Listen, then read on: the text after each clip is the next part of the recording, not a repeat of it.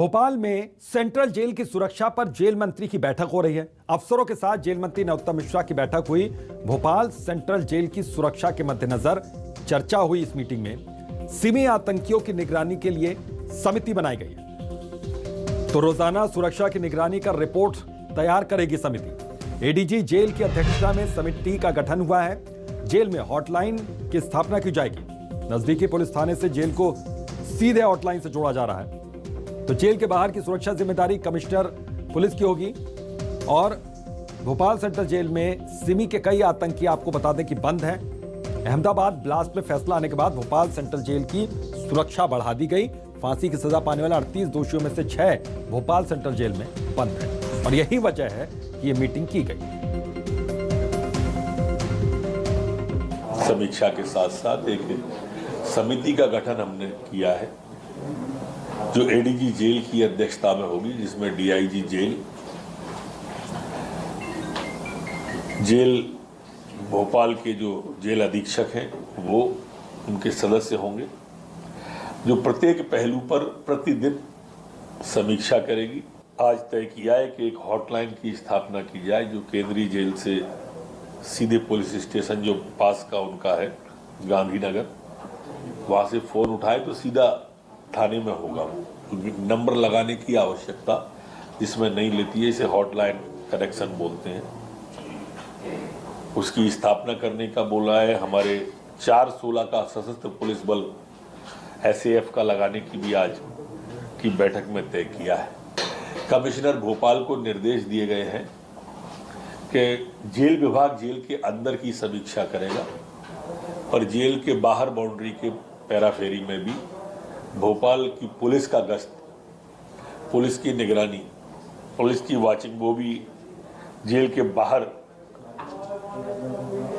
बनी रहे। अड्डा सेल जो है उसके लिए एक अलग से टावर भी बनाया गया है, जो कि वहां से निगरानी सीधे अड्डा सेल की होगी। तो जेल में हॉटलाइन की व्यवस्था की गई है। सीधे वहां के नजदीकी थाने से हॉटलाइन ये जुड़ा रहेगा। एडीजी जेल की अध्यक्षता में समिति का गठन ये किया गया है।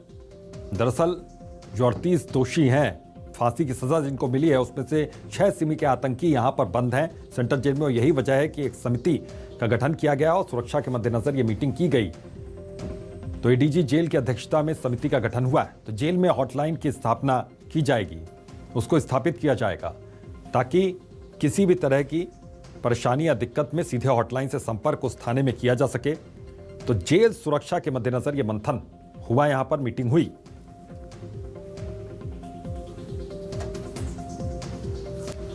और राकेश चतुर्वेदी हमारे सहयोगी इसी खबर पर जुड़ गए हैं, सीधा उनका रुख करते हैं। राकेश, मीटिंग से निकलकर क्या कुछ सामने आया है और कितनी जल्दी ये व्यवस्था वहां पर हॉटलाइन की हो जाएगी? इसके अलावा और क्या क्या उसमें चीजें जोड़ी गई हैं? देखिए, मुख्य रूप से इस बैठक की बात करें कि बैठक क्यों हुई और बैठक में क्या फैसला लिया गया, तो उसके पीछे 2 बड़े कारण ये हैं। पहला तो कारण ये कि जो अहमदाबाद सीरियल ब्लास्ट में जिन 36 आतंकियों को सजा सुनाई गई है, उनमें से 6 आतंकी भोपाल की सेंट्रल जेल में बंद हैं। पहला कारण ये है। दूसरा कारण ये है कि आतंकी जो साथी थे वो राजधानी भोपाल की सेंट्रल जेल में सेंध लगा चुके हैं। जेल ब्रेक करके वो फरार हुए थे। तो जाहिर तौर पर है, जब अहमदाबाद सीरियल ब्लास्ट में भी फैसला आ चुका है, जो कि सिमी के जो आतंकी है वो भोपाल के सेंट्रल जेल में बंद हैं, तो सुरक्षा को लेकर एक समीक्षा की गई है। और समीक्षा को में जब बैठक हुई तो उसमें बड़े फैसले लिए गए हैं। पहला तो ये कि जो 6 आतंकी हैं उनके लिए विशेष तौर पर निगरानी बरतने के निर्देश हैं। इसके तहत एडीजी जेल की अध्यक्षता में कमेटी गठित की गई है। वहीं 2 फैसले लिए गए हैं। पहला फैसला ये कि जो जेल के अंदर की पूरी सुरक्षा रहेगी वो पूरी तरह से जेल जो अधिकारी हैं, अफसर हैं, उनके जिम्मेदारी रहेगी। वहीं जेल के बाहर की बात करें तो उसके लिए भोपाल कमिश्नर को अधिकृत किया गया है। देखिए, बैठक में जो कुछ फैसले ऐसे भी लिए गए हैं, यहाँ तक जो है बात कही गई है कि जो जिन बैरकों में जो आतंकी बंद हैं, कैद हैं, वहाँ के ताले चाबी तक बदल दिए जाएं। जाहिर तौर पर है, तमाम तरह की जो सुरक्षा है वो मध्य प्रदेश सरकार बरतना चाहती है, क्योंकि एक घटना हो चुकी है। उस घटना के तहत न सिर्फ जो आतंकी है वो जेल ब्रेक किए तो बल्कि जो जेल से फरार भी हो चुके थे। हालांकि पुलिस ने बाद में उनको ढूंढकर उनका एनकाउंटर कर दिया था। तो जाहिर तौर पर है एक बात फिर आतंकियों को लेकर भोपाल की सेंट्रल जेल चर्चाओं में है, ऐसे में समीक्षा की गई है और वो तमाम दिशा निर्देश बरतने के निर्देश दिए गए हैं जिसमें कि किसी तरह की कोई अनहोनी ना हो जाए, किसी तरह की कोई गतिविधि यदि चल रही हो तो उसको रोका जा सके। फिलहाल बात करें जो एडीजी कमेटी की अध्यक्षता में कमेटी गठित की गई है, उसको सीधे तौर पर निर्देश हैं कि अब बड़ी बारीकी से नजर रखी जाए और जो ताले चाबी तक बदलने के निर्देश दे दिए गए। यानी जाहिर तौर पर है मध्य प्रदेश सरकार किसी तरह की कोई कोताही बरतना नहीं चाहती है